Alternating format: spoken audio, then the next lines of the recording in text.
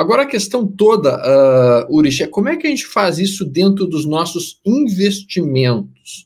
O pessoal já está entrando aí, a gente já tem o pessoal dando um abraço, né? O Bolsa Batom Boleta, o Caio César perguntando como é que a gente pode ser antifrágil com um possível reset à vista, o Eduardo Ladar dando boa tarde para a gente. Tem perguntas muito boas já entrando aí. Como é que tu conseguiria definir essa questão de ser antifrágil nos investimentos, Urich? Bom, vamos lá. Acho que para complementar e explicar e responder a pergunta, Stormer, o Leandro falou a questão do risco e como o Taleb ele busca lidar com o risco. E um dos insights principais dentro dessa antifragilidade é o que ele fala que o risco ele não é mensurável. No sentido de a probabilidade de ocorrência de algum evento, isso a gente não consegue colocar em razões matemáticas, mas você consegue medir a fragilidade. Por exemplo, a gente não consegue medir, saber o risco que eu vou deixar cair esse copo, não há como a gente fazer algum tipo de estudo ou modelo de previsão quanto a isso, este evento em si. Mas eu consigo medir se esse copo é feito de porcelana ou se ele é de acrílico. Ou seja, se ocorrer o evento, ele pode quebrar ou não. Então o importante é saber como ele é em termos de fragilidade ou antifragilidade. Não se vai ocorrer o evento em si. E quando a gente entende esse ponto, o mesmo pode ser aplicado aos nossos investimentos. A gente olha a nossa carteira de ativos, tesouro, renda variável, bolsa, vários setores, moedas. A gente entende como aqueles ativos podem se comportar em diversos cenários. E se por acaso um cenário mais adverso se materializa, como é que a minha carteira vai ser impactada? Então, quando a gente entende o conceito de antifragilidade, a gente acaba se preocupando muito mais com a dinâmica do payoff, ou da recompensa. Quanto eu tenho a ganhar e quanto eu tenho a perder caso um dos eventos adversos ou eventos positivos aconteçam. Como é que o meu portfólio vai se comportar? Uma maneira fácil de entender isso, para deixar em um exemplo bem concreto, é tesouro ou qualquer título de renda fixa de mais longa duração. São títulos muito mais sensíveis à variação da taxa de juros. Por exemplo, para ilustrar com o mais extremo possível, o título de 100 anos da Argentina, que ela emitiu, acho que foi ano passado ou retrasado, ano retrasado, acho. Título de dívida da Argentina de 100 anos. É um título muito arriscado, que se as coisas dessem certo na Argentina e o país melhorasse, e a situação fiscal melhorasse, o título ia ganhar muito valor e ia se apreciar muitíssimo.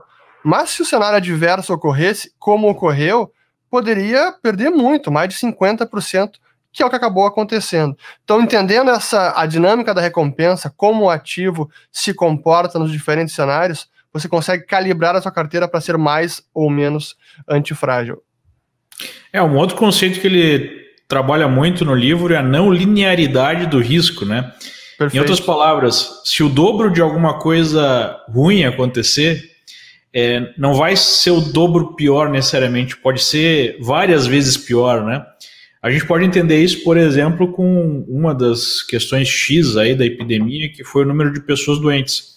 Como você tem uma capacidade de atendimento hospitalar, digamos, seja igual a 100 mil pessoas, se 50 mil pessoas ficarem doentes, a gente vai ter um dano. Se 100 mil pessoas ficarem doentes, vai ter outro dano. Se 200 mil pessoas ficarem doentes, seria, sei lá, 4 vezes mais que o número inicial, não vai ser 4 vezes pior, porque o sistema não vai poder atender mais ninguém, vai ser, sei lá, 100 vezes pior, né?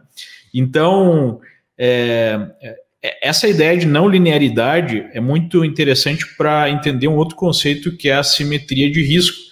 Tipo, se algo acontecer, quanto eu ganho, se algo não acontecer, quanto eu perco, e entender, né, o que eventualmente é interessante fazer em termos de apostas de baixa chance de ocorrência, mas que quando acontecem tem um payoff quase que infinito, né? Exato. E é justamente por isso que esses especialistas, como o próprio Taleb, e pessoas que estudam muito risco no mercado, gostam tanto de derivativos como opções, porque através do mercado de opções você consegue montar uma série de estruturas, de posições que te levem não só a ser robusto, no sentido, né, de eventualmente se proteger de uma situação adversa, porque o próprio Taleb coloca que não é sempre possível você ser antifrágil, mas se você não pode ser antifrágil, pelo menos você tem que ser robusto, né? E tem algumas estruturas que permitem que você seja de fato antifrágil.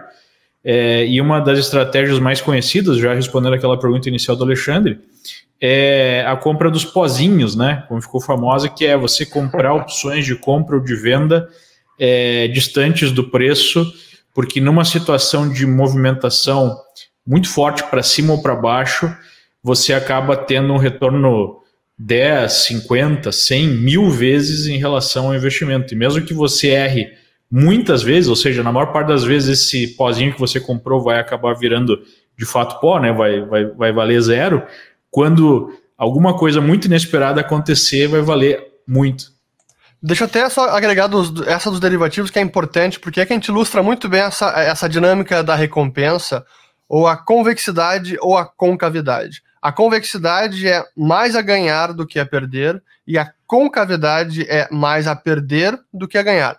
Por exemplo, se você compra uma opção de venda, acha que a bolsa vai cair, você comprou a opção de venda. O prêmio que você paga é a sua perda que já está definida. Esse vai ser o seu prejuízo máximo, quanto você acabou de pagar pelo prêmio. Se não der em nada, você perdeu aquele prêmio. Mas o ganho, se der certo, ainda não está definido e pode ser muito alto. Agora, se você está na ponta inversa, se você vende uma opção de venda, você tem a obrigação de honrar ela, o seu prêmio, que é a sua recompensa, o seu ganho, ele está limitado. É aquele prêmio e acabou. Agora, se der errado, você pode ter um prejuízo muito grande. Então, entendendo essa dinâmica também dos derivativos, você consegue identificar em qual posição que você está colocado naquele momento. Você tem mais a ganhar ou tem mais a perder? E assim, quando você enxerga dessa maneira, você muda a forma de encarar os investimentos também, né?